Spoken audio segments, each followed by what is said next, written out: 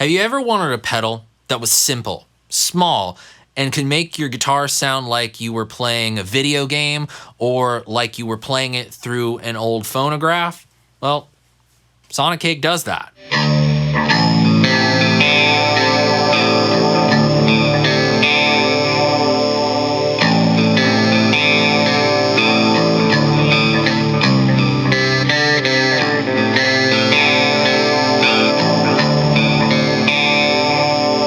What's going on, my friends? I'm Sean Pierce Johnson, and welcome to Stompbox Saturday. Today, we are making some beautifully ugly guitar sounds with the help of the Wave Crush from Sonicake. Now, if you are at all into making your guitar sound as lo-fi, low-res, and as ugly as possible, this is going to be the exact pedal you need. And it's not gonna break the bank, and it's incredibly simple to use. And I gotta say, I've checked out a lot of Sonicake pedals, and this one so far has been my absolute favorite. So many cool ideas have come from my experimentation with this pedal. So many cool musical compositions and parts and riffs.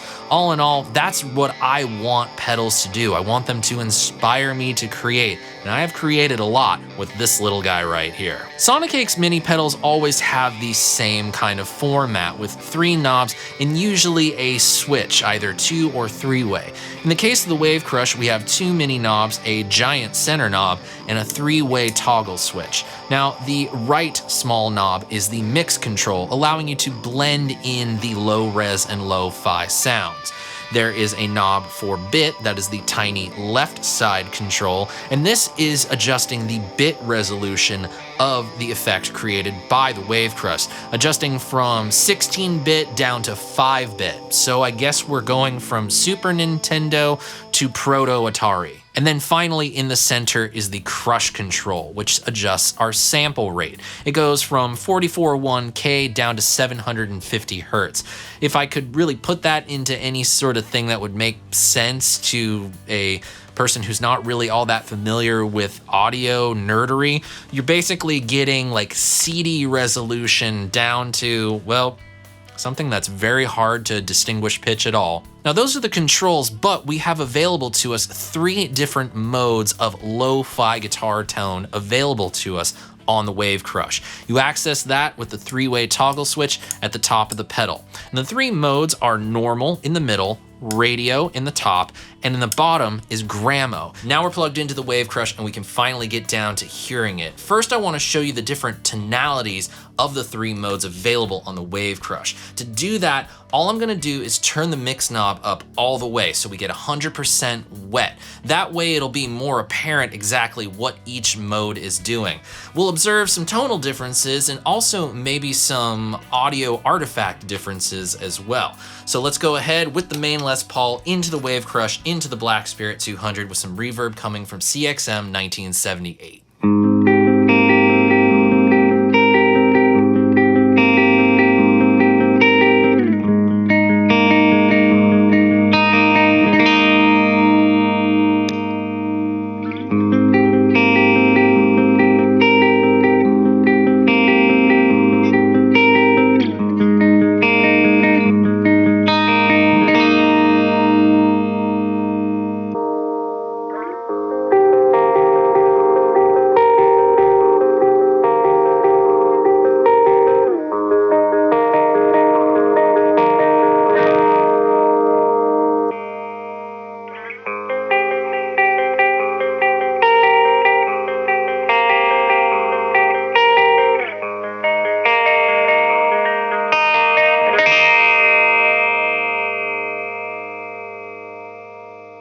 Right off the bat, we can hear exactly what's going on. Normal is very similar to our original guitar sound. So if you really want something that you can layer on top of what it is that you've already created, that's probably gonna be the mode for you. Going to radio, we immediately get that really cool honky mid-range sound that really does sound like it's coming through a tiny speaker. And then grammophone kind of takes that radio sound up a notch by adding in some pitch vibrato, making for some some cool vinyl effects. Definitely, if you want to go the lo-fi route, radio and gramophone are going to be your style. But let's go ahead and flick back to the normal position and start messing around with the crush and the bit knobs. Starting with the crush, I'm just going to sweep that once through so that you can hear exactly what that crush knob is doing.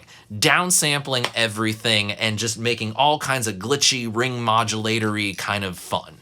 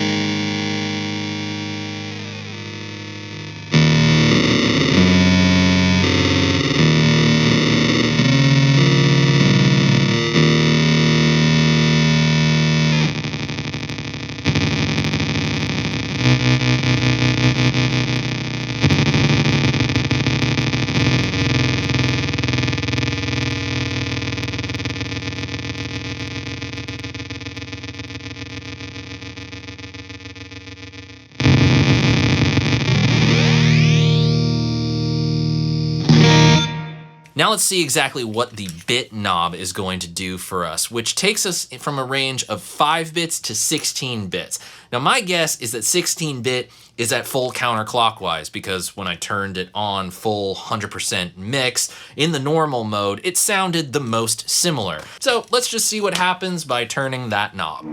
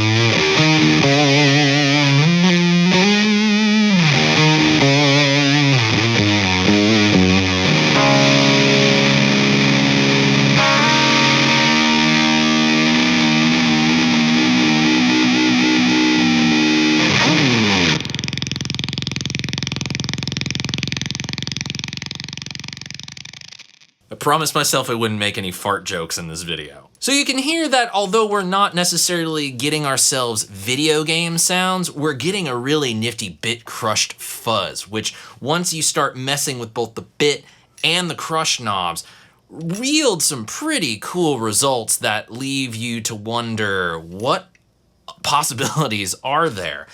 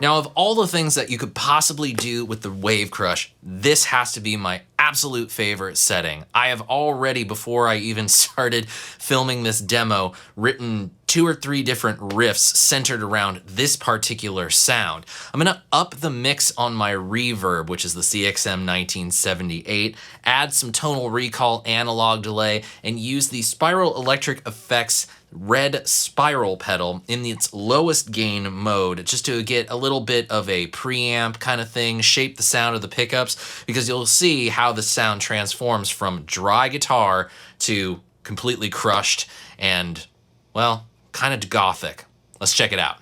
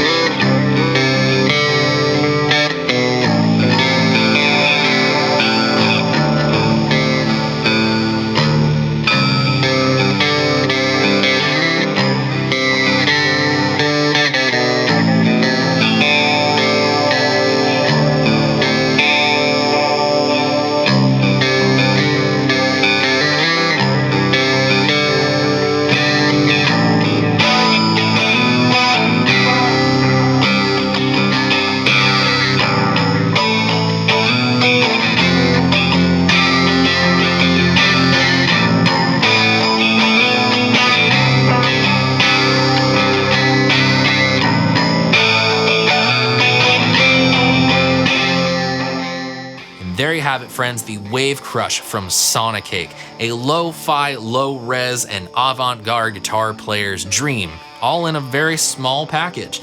Like I said at the top of the video, this has become my absolute favorite Sonicake pedal. It is so much fun to mess around with and play around with and just kind of explore. You don't need to do a whole lot to get a really big change, and when you find a sound that you really like, it does actually start inspiring you to create. And who knew that ugly guitar sounds could be so beautiful? Of course, this isn't as robust as some of the other downsampler pedals available out there, but if you're trying to get your feet wet and you don't want to mess around with a whole lot of extra stuff that just kind of gets in the way of creation, this is what you need to go with. You're not going to spend a whole lot of money, and it's not going to cost you hours and hours of aggravation. But of course, everything I said about the Wave Crush is my opinion, and I want to hear from you.